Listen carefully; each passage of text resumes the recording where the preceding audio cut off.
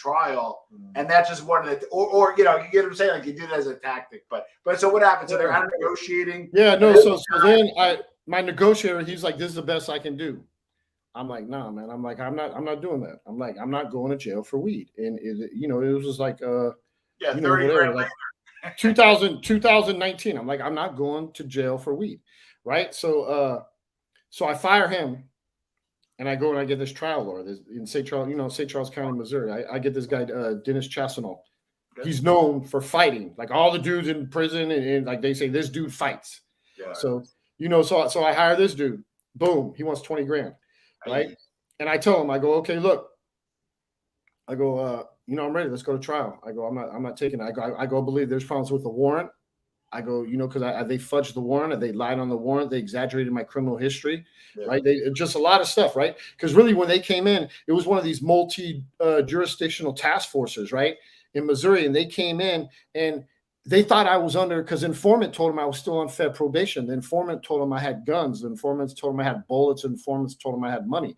They came, and the informant actually dropped the weed off with me, and they came in like 3 hours later, right?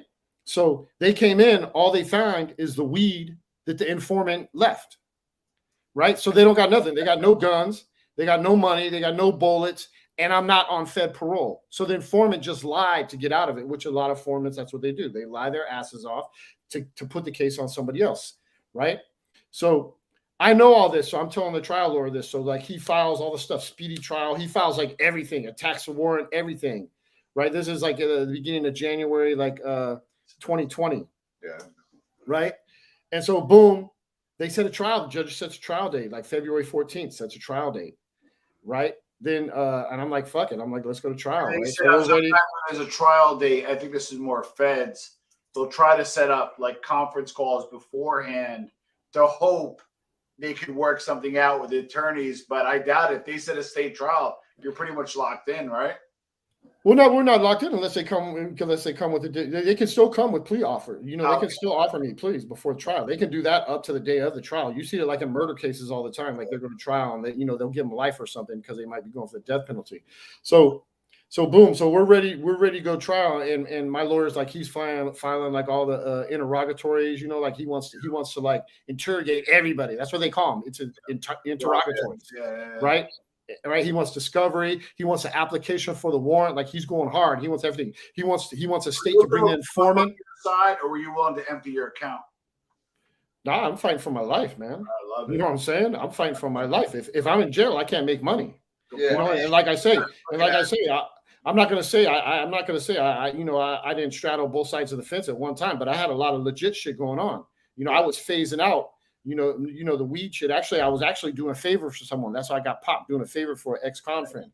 You know, but you said ex-con friend?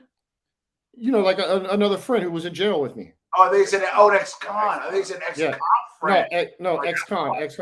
Yeah, so boom. Expenses. So it's costing to go away. So yeah, no, definitely, man.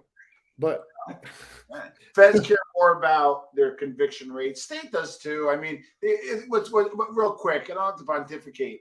A lot with the state stuff is, and Seth was probably a big name at the time. They want to nail him so they get promoted, you know. So that's why they probably wanted. So what happened? There's no budget. Like, oh, it's going to cost us $2 million. They don't care. They don't care.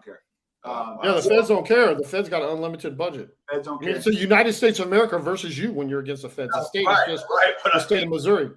Yeah. So we attacked everything. We were ready to go. We were ready to go to trial. We were trying to interview everybody for the interrogatories. You know, we were trying to pose everybody, all the cops involved, the informant, right? And see, the informant was still working with them, so they weren't going to let us.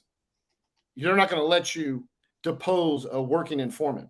Yeah, I never understood that. It's like they're identified as CI5 or whatever, and it's like, okay, great. In discovery, I need to know who this person is so we can interrogate them and prepare for trial. But yet they're shielded. I never understood that.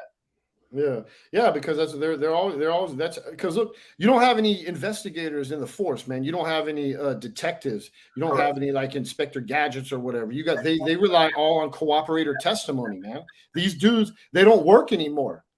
they don't work because since the 80s and the war on drugs, people just tell them shit. They don't have to work. And I'm not blaming them. Most people take the easy way out. And that's what our law enforcement, it's this bloated, almost corrupt organization that they don't do any work. They just, you're going to go to jail for 20 years or we're going to indict your mom.